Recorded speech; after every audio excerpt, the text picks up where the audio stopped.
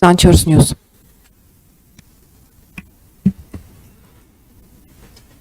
Երկու օր առաջ կաթողիկոսի նկատմամբ քրեական վարույթ նախաձեռնվեց եւ արգելվեց նրա ելքը երկրից։ Ինչու է այս ամեն ինչը իրականացում, ինչ վտանգ է ներկայացնում եպիսկոպոսած ժողովը, որ ամեն ձև փորձվում է խոչընդոտել նրանց ելքը երկրից, որովհետեւ դրանից առաջ էլ եպիսկոպոսների նկատմամբ քրեական վարույթ նախաձեռնվեց։ Ինչ վտանգ եք դուք տեսնում այդ եպիսկոպոսած ժողովից եւ արդյոք անարմար չեք զգում, երբ կաթողիկոսի նկատմամբ ամեն դեպքում ձեր իշխանության ժամանակ քրեական վարույթ է նախաձեռնվում եւ այս օրերին Հայաստանում էր նաեւ ադրբեջանցի քաղաքասարակության ներկայացուցիչներ եւ սրան զուգահեռ Ալիևը խոսում է այն մասին, որ չի վերադարձնելու գերիներին, այդ թեման իր համար այլևս փակ է եւ նրանց հանցագործ է անվանում այն իրավիճակում, երբ Ջեյդի Վենսը եկավ Հայաստան, խոստացավ, որ հարցը կբարձրացնի եւ փաստացի հարցը լուծում չի ստանում, արդյոք սա խոսում է այն մասին, որ ավելի հանգամանալից հարցը չի քննարկվել նրա հետ կամ ինչ բացատրություն դուք ունեք, երբ խոսվում է խաղաղության մասին, քաղաքասարակության ներկայացուցիչներ են գալիս Հայաստան եւ սրան զուգահեռ Ալիևը փորձում է ասում է, որ այդ հարցը փակ է եւ գերիների վերադարձ չի լինելու։ Ինչ վերաբերվում է քրեական գործերին կամ իրավական գործընթացներին, դրանք իրավական գործընթացներ են, որոնց մեկնաբանության ուրեմն վերաբերյալ պետք է դիմել իրավապահ մարմիններին։ Եթե ձեր հարցն մասին է, որ ինչու եք փորձում ամեն կերպ խոչընդոտել եպիսկոպոսած ժողովը կամ ձեր իշխանության օրոք Կտրիչ Ներսիսյանի նկատմամբ քրեական հետապնդում է հարուցում, մեր իշխանության օրոք Հայաստանի Հանրապետության բոլոր քաղաքացիները հավասար են օրենքի առաջ։ Սա է ձեր հարցի պատասխանը, եւ եթե կա ուրեմն իրավական process հարուցելու անհրաժեշտություն, այդ իրավական process-ը պետք է հարուցվի անկախ Հայաստանի Հանրապետության որևէ քաղաքացու կարգավիճակից։ Ինչ վերաբերվում է ձեր երկրորդ հարցին, մեր ամենօրյա աշխատանքն է, մեր հայրենակիցների վերադարձի շուրջ աշխատանքը եւ նաեւ դուք տեսնում եք դրա արդյունքները։ Իհարկե ոչ մեր ցանկալի ժամանակամիջոցում, ոչ մեր ցանկալի ձևով, բայց ամեն դեպքում զուգահեռաբար ունենալով ձեր մատնանշած խոսույթը, դրան զուգահեռ նաև մենք ունենում ենք հաջողություններ, հետեւաբար ես կխնդրեմ գերիների թեմայի վերաբերյալ ուրեմն իմանալ վստահաբար, որ ամենօրյա աշխատանք է տարվում այս իմաստով եւ մենք ամեն ինչ անելու ենք, որ մեր հայրենակիցները վերադառնան Հայաստան, իսկ խոսույթը ելի եմ կրկնում, բազմաթիվ իրավիճակներում խոսույթը չի համապատասխանել մեր ակնկալիքներին, բայց հողի վրա մենք ունեցել ենք թեև փոքր, ինչու ոչ միայն փոքր, նաև մեծ հաջողություններ, շնորհակալ եմ։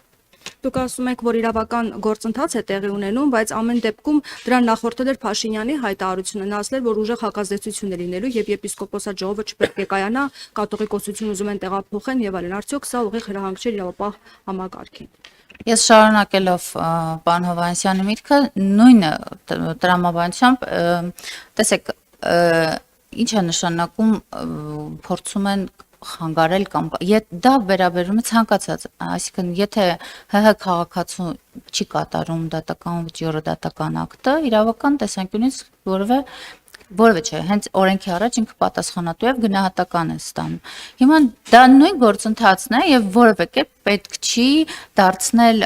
աղմուկ, որ դա ինչ որ ձևով հրահանգ է կամ կատարվում է եւ այլն։ Եվ բացի այդ, եպիսկոպոսած ժողովը ինչու է որոշվել կամ ինչու է հենց Հայաստանի Հանրապետությունից դուրս տեղի ունենում, սա էլ է հարց, որը պետք է նաեւ ուղեք հենց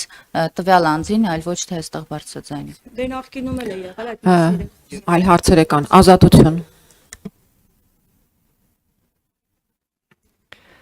Բարև ձեզ, պարոն Հովհաննիսյան, հարցս ձեզ եմ ուղղում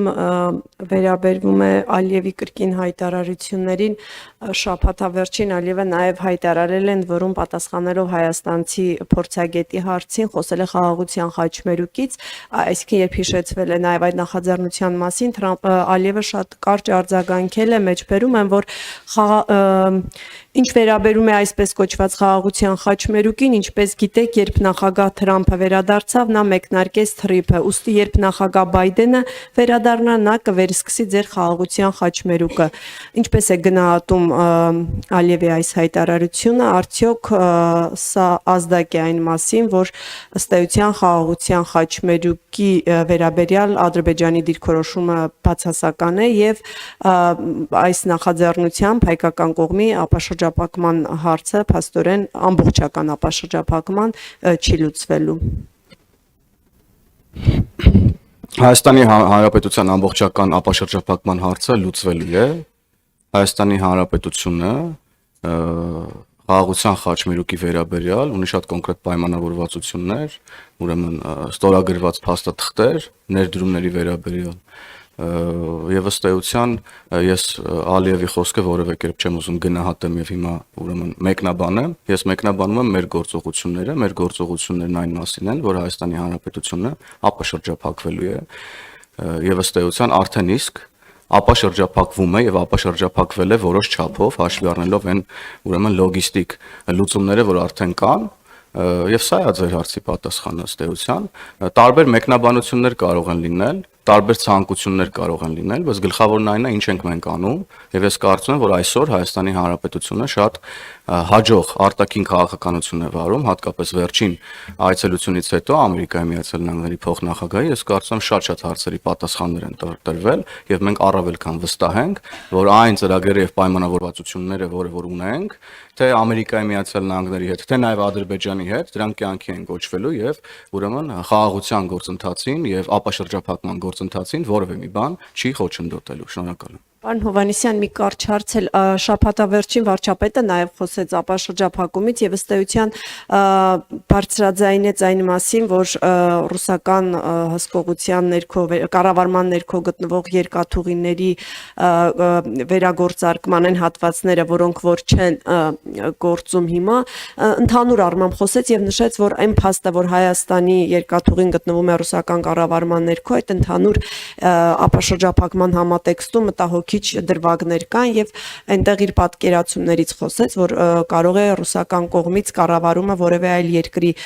փոխանցվել։ Ես ուզում եմ հարցնել, կա երաշխիք հայկական կողմի համար, կան երաշխիքներ, որ եթե այդ սցենարով շարժվենք, ապա այն մտահոգությունները, որ հիմա առկա են, դրանք կփարատվեն, այսինքն եթե վերցվի կառավարումը եւ փոխանցվի մի այլ երկրի, այդ դեպքում այն մտահոգությունները, որ կան, այլևս կդադարեն գոյություն ունենալ։ Վարչապետի խոսքը ըստ էության վերաբերում է նրան, որ կառավարումը հանձնվի մի կողմի, որը ունի լավ հարաբերություններ եւ ուրեմն արևմուտքի հետ այս պարագայում եւ Ռուսաստանի հետ, ինչ վերաբերվում է նրան, թե դա այդ գործողությունը կերաշխավորի արդյոք դրա հետագա դրական ընթացքը, մենք չենք գնում գործողությունների, որի վերաբերյալ երաշխիքներ չենք ունենում։ Եվ եթե վարչապետը խոսել է սրա մասին, եթե մենք մեր ռուս գործընկերների հետ նաև քննարկում ենք այս հարցը, ապա այս քննարկումները հենց ձեր նշած երաշխիքների մասին են, որ ուրեմն ներդրումային որևէ խոչընդոտ չլինի Հայաստանի Հանրապետության շուրջ ապաշրջափակվող կամ Հայաստանի Հանրապետությունում ստեղծվող որևէ ենթակառուցվածքի մասով։ Շնորհակալ եմ։ Ներկայացեք, խնդրեմ դուք։ Անի Աբաղյան, ABC Media, պարոն Հովհաննիսյան, JD Vance-ի Հայաստան այցին զուգահեռ տարածվեցին տեղեկություններ, որ մոդուլային ատոմակայանի վերաբերյալ քննարկումներ եք ունենալու։ Ինչ որոշում ունեք, մոդուլային ատոմակայանը փոխարինելու է ավանդական ատոմակայանին, թե լրացուցիչ էներգիայի աղբյուր է լինելու։ Շնորհակալություն։ Եթե անկեղծ ասեմ, շատ խիստ մասնագիտական հարց եք տալիս եւ վարչապետն էլ այս հարցին անդրադառնալիս ասաց, որ դեռ կարևորագույն հարցերից մեկն է եւ շատ հանգամանքներ դեռևս քննարկման պետք է ենթարկվեն մասնագիտական քննարկումների մասին է խոսքը։ Ես կարծում եմ ձեր հարցին ոչ ուշ, ոչ հեռու ապագայում պարտադիր կերպով ավելի մանրամասն մասնագիտորեն անդրադարձ կլինի։ Շատ լավ, անդրադարձակ ադրբեջանցիների։ Տիկին Մանավազյանն էլ հավելելու հարցը տվեք, լավ, հետո Այս շարունակեք։ Կարծում եմ ընդհանրապես լրացնեմ մեկ բառով կարևորը նաև պետք է նշել, որ ամենակարևորը ներդրումն է, որը վերաբերում է հենց ատոմակայանին, այլ ոչ թե բովանդակային ինչ ոնց դա արդեն մասնագիտական հարց է, կքննարկեն, կհասկանան։ Ադրբեջանցիների այստեղ այցին վերաբերյալ որպես ամփոփում կարող եք ներկայացնել ինչպես է գնահատում իրենց այցը, սա թվով երրորդն է, ընդլայնվել է կազմը, շարունակական լինելու է Հայաստանի քաղաքասարակության ներկայացուցիչները ընդլայնված կազմով Ադրբեջան գնալու են մոտ օրերս։ Այս այցերը ըստ էության փոխադարձ են, ուղղված են խաղաղության մթնոլորտի ամրապնդմանը եւ նման միջոցառումները շարունակական են լինելու հասարակության տարբեր ներկայացուցիչների հանդիպումները Ադրբեջանի հասարակության տարբեր ներկայացուցիչների հետ, թե Հայաստանում, թե Ադրբեջանում։ Ֆակտորը եմ։ Իմ հարցին խնդրում եմ արձագանքի պատգամավորներից նա ով տեղեկություն ունի, երբ ասվում է, որ վեհարանը դուրս տանելու ինչ-որ թեմաներ կան, ինչ եք հիմքում դնում, իշխանություններն ինչ տեղեկություններ ունեն, որովհետև կներեք, բայց դա քիչ առաջ Հայաստան թռչող ափս է իջել մակարդակի վրա է, քանի հանրությանը լրջագույն տեղեկություններ չեն տրամադրում կամ գանձերի հետ կապված, որ ասում են էջմիածնի գանձերն ուզում են յուրացնել, եթե այդպիսի բան կապա, ուր է քրեական գործը, ուր է հաղորդումը դատախազություն, թե այսպես կարելի է հայտարարություններն անել եւ հանրությանը փաստեր չներկայացնել եւ մեկ հարցել Ուժեղ Հայաստան կուսակցությունը մտել է քաղաքական պայքարի մեջ կուշտ վարչապետ ունենալու խոստմամբ դուք ինչպես եք պատրաստվում պայքարել նրանց դեմ արդյոք համարում եք ձեզ մրցակից թե ոչ եւ ինչ եք կարծում պետք է YouTube-ից հեռացնել Արա Գևորգյանի Արցախ ստեղծագործությունը թե ոչ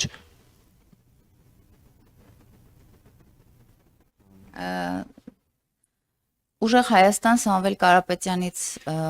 հարցից սկսեմ, կարծում եմ բոլորս էլ տեղյակ ենք եւ գիտենք եւ բազմաթիվ անգամ կրկնել ենք, ես նորից կկրկնեմ, որ սահմանադրությամբ եւ օրենքով արգելված է եւ Սամվել Կարապետյանը չի կարող լինել իրենց վարչապետի թեկնածու եւ չի կարող լինել падգամավորի թեկնածու Եվ այսքանով կարծում եմ բոլոր իրենց կուշտ կամ ուժեղ, չգիտեմ, տեխնացու վարչապետի ունենալու հարցերը փակված են։ Վեհարանի մասով ուզում եմ հասկանալ հայտարարություններ, որոնք հնչում են մեր կողմից, ակնկալում ենք նաև պատասխան իրենց կողմից։ Երբևէ դուք լրագրողներով փորձել եք Կտրիչ Ներսիսյանին ասուլիսի հրավիրել եւ մեր կողմից հնչեցրած բոլոր հարցերը ուղղել եւ պատասխաններն ակնկալել, որտեղ անդադար այնպեսի տպավորություն է, որ մենք հնչեցնում ենք մտքեր, արտահայտում ենք մտահոգություններ եկեղեցու հանդեպ եւ այնինչ տեղի ունենում եկեղեցու շուրջ այդ մտահոգություններից չկա գեթ մեկ արձագանք եւ առավել եւս պաշտոնական էջով եթե որևէ արձագանք լինում է պաշտոնական էջը եթե ուշադիր նայեք եկեղեցու դարձել է քաղաքական խոսքի էջ որևէ եկեղեցական հոգեվոր մտքի արտահայտություն այդ էջով չի հնչում եւ երրորդ հարցը ինչի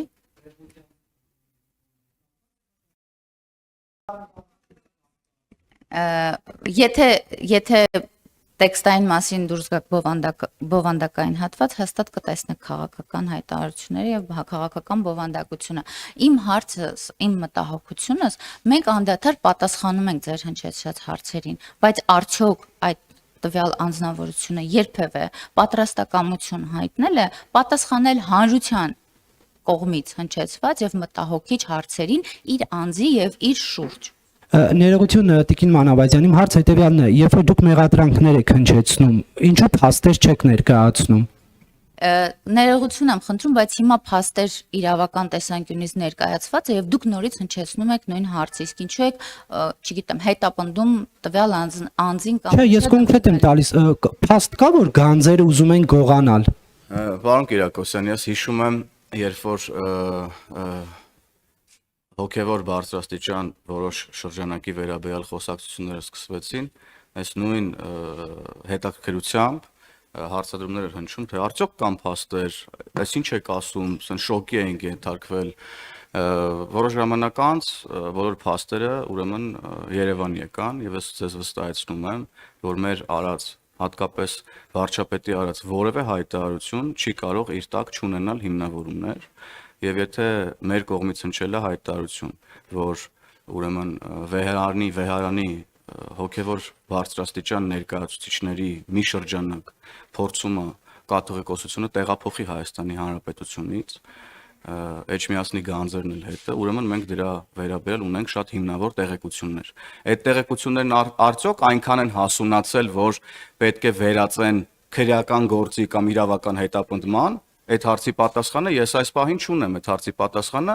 մենք բոլորս կստանանք, երբ որ իրականության մեջ նման բան տեղի կունենա, բայց հարցին թե արդյոք կան հիմնավորումներ, որ դուք նման բան եք հայտարարում, կան հիմնավորումներ, այն էլ ինչ հիմնավորումներ կան, եւ դրա մասին պատեհ պահին բոլորդ կիմանաք, ինչպես եւ ես մի անգամ այստեղ հիշում եմ, ելի մի անգամ տենց էլի հարցեր էր հնչում, ես ասացի պատեհ պահին մենք դրա մասին կիմանանք եւ որոշ ժամանակ անց իմացանք։ Ես ձեզ վստահեցնում եմ, որ ուրեմն մենք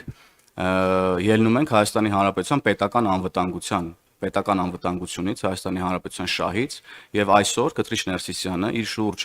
հավաքած մի խումբ հոգևորականների հետ իրենից ներկայացնում է արդեն պետական անվտանգության խնդիր եւ հետեւաբար նաեւ եթե անհրաժեշտություն լինի եւ այդ անհրաժեշտությունը կա, ես կարծում եմ պետքա իրավապահ մարմինները լրացուցիչ ուրեմն միջոցառումներ ձեռնարկեն այս ուղղությամբ։ Շնորհակալ։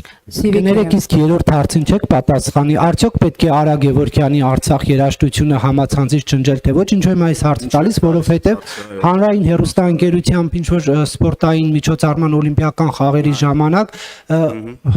խուսափել են հնչեցնել ստեղծագործության անունը։ Ես չգիտեմ դուք ինչի մասին եք խոսում, ճիշտ ասած, եթե առանձին YouTube-ի վերաբերյալ ձեր հարցին անդրադառնամ, ապա իհարկե ոչ։ Սիվիկեյը։ Պարոն Հովհաննիսյան, Տիկին Մանավազյան, հարցս վերաբերում է Ուժեղ Հայաստան կուսակցության վարչապետի տեխնացուին, հայտնի դարձավ, որ սույն կուսակցության ուժեղ վարչապետը Սամվել Կարապետյանն է, բայց Ուժեղ Հայաստան կուսակցության ցուցակի առաջին համարում հանդես կգա Նարեկ Կարապետյանը, որպես անցումային համակարգողի կարգավիճակով տեխնացու։ Խնդրում եմ մեկնաբանել, եթե հիշում եք հայրենիքի փրկության շարժման ժամանակ անցումային վարչապետի տեխնացու էր Վազգեն Մանուկյանը, հետո երբ որ դիմադրության շարժման օրերն էին, ելի անցումային վարչապետի տեխնացուի հարցեր քննարկվում։ Սրբազան շարժման օրերին նույնպես էլի անցումային վարչապետի տեխնացուի օրակարգն էր շատ բռն քննարկում։ Ինչն է պատճառը, ասես, որ ընդդիմությունը այդպես էլ չի կարողանում դուրս գալ անցումային տրամաբանությունից եւ հոգեբանությունից եւ արդյոք 26-ի հունիսի ընտրությունները հնարավոր է փակեն այդ անցումային ընդդիմության էջը։ Շնորհակալություն։ Տեսեք, այդ ուժի, այդ քաղաքական ուժի, ձևավորած քաղաքական ուժի մտել է քաղաքականություն բազմաթիվ մանիպուլյացիաներով, հիմա նույն մանիպուլյացիան շարունակելով, մոլորեցնելով նաև հանրությանը, այդ անցումային տեխնացու, անցումային իրենք հասկանում են եւ գիտակցում են, որ օրենքին դեմ են դուրս գալի եւ օրենքը հավասար է բոլորի առաջ եւ չեն կարող ունենալ իրենց նշած ուժեղ կուշտ տեխնացուին առաջի համարում եւ փորձում են մոլորեցնելով հանրությանը ինչ որ իմիտացիա ստեղծեն եւ մտնել քաղաքական դաշտ, ինչը ես վստահ եմ եւ լիահույս եմ ժողովուրդը շատ լավ գիտակցում է, հասկանում է, դուք ինքներդ նշեցիք մյուս ուժերի ժամանակ արդյունքում ինչ ենք ունեցել եւ ինչ ունենք եւ ուզում եմ նաեւ ասել, որ նույն տրամաբանության մեջ ինչպես օրինակ Սամվել Կարապետյանը կարող է լինել իրենց հայտարարություններով առաջին համարում, եկեք չբացառենք, որ Սալավյովն է կարող է լինել երկրորդ համարում, այսինքն եկել են մեր ժողովրդին ինչն են խափում, ինչու են մոլորեցնում եւ ինչու են փորձում դաշտ նետել մի անուն, որի շուրջ կփորձեն բարեգործական իմիտացիաներ ստեղծելով հավաքել ընտրազանգված, դա կարծում եմ հերթական փուչիկ ֆեյք վիճակն է, ես անձամբ չեմ արձագանքում նման քաղաքական ուժին, հուսով եմ մարդիկ եւս կհետևեն եւ իրենց վերաբերմունքը ցույց կտան։ Մի կարճ լրացում անեմ ձեր հարցի վերաբերյալ, շատ կոնկրետ էլի, Ուժեղ Հայաստան կոչվող կուսակցությունը, որը հիմա ինչ որ անցումային համակարգողի կարգավիճակի մասին է խոսում, Հայաստանի Հանրապետության Սահմանադրությամբ նման բան նախատեսված չէ, Տիկին Մանավազյան իրավացիորեն նշեց, որ ոչ վարչապետի, ոչ պատգամավորի տեխնացու տվյալ անձնավորությունը չի կարող լինել, եւ հետեւաբար այստեղ բոլոր հարցերը փակվում են։ Հայաստանում այլևս անցել են այդ ժամանակները, երբ որ ԺԵԿ-ի թղթով կարող էր գալ եւ նախագահի տեխնացու դառնալ։ Մեկ էլ ես հիշում եմ Քոչարյանի եւ Սերժի ընտրությունների ժամանակ մարդիկ գնում էին քվեաթերթիկների վրա գրում էին Չակ Նորրիս։ Ուժեղ Հայաստանի առաջարկությունը կարան իրանք այդպես իրացնեն ընտրությունների ընթացքում։ Ուրիշ որևէ կերպ հնարավոր չի իրանք ուրեմն ցնորամիտ հակասահմանադրական, հակաժողովրդավարական, հակապետական, հակահայկական մտքերը իրականացնել։ Շնորհակալ եմ։ Մի ճիշտ Բայց ժամանակը սպառվեց, ես 1 րոպե Պարոն Հովհաննիսյան, եք պարզապես մի ճշտում անեմ կհասցնեմ տալիս։ Մասնակցության թիվը կասեք ձեր Տիկին կուսակցության Մանավազյանը պատվիրակների մանրամասները հիմա- քանիսն են քվեարկել։ Տիկին Մանավազ Քվեարկության մասնակիցների թիվը 1028 է եղել եւ ուրեմն քվեաթերթիկների մի րոպե քվեարկել է այս պահին քվեարկում ներողություն եմ խնդրում բավեր քվեաթերթիկների թիվի 932 Այո 932 ունեցել ենք անվավեր չօգտագործված քվեաթերթիկներ այդ ամբողջ հանած այսինքն 1028 մասնակիցների թիվն է 932 վավեր քվեաթերթիկների թիվը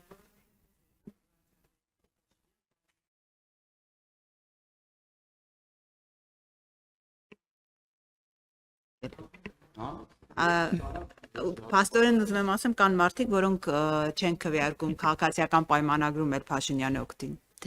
Այո, կան նաև մենք ժողովրդավար կուսակցություն ենք եւ նաև դուք էլ խոսալու թեմա ունեք այդ իմաստով։ Ես իդեպ ձեր հարցից առաջ ուզում եի հենց մեր երեկվա կուսակցական միջոցառմանը անդրադառնալ։ Ես ուզում եմ արձանագրել եւ հուսով եմ դուք էլ դա արձանագրեցիք, որ սա Հայաստանի քաղաքական պատմության մեջ աննախադեպ ուրեմն իրադարձություններ իր թափանցիկության եւ ժողովրդավարության տեսանկյունից եւ ես հույս ունեմ, որ մյուս քաղաքական ուժերն էլ գոնե մի քիչ մոտիկ նման ուրեմն միջոցառումներ կազմակերպեն, որպեսզի Հայաստանի Հանրապետության ժողովուրդը վերջապես հասկանա նրանց ցուցակները որտեղ են գրվում, ում կողմից են գրվում, ինչ լեզվով են գրվում եւ այլն եւ այդպես շարունակ։ Շնորհակալություն ձեզ լավ։ Շնորհակալություն, ավարտվեցին չափազրույցները։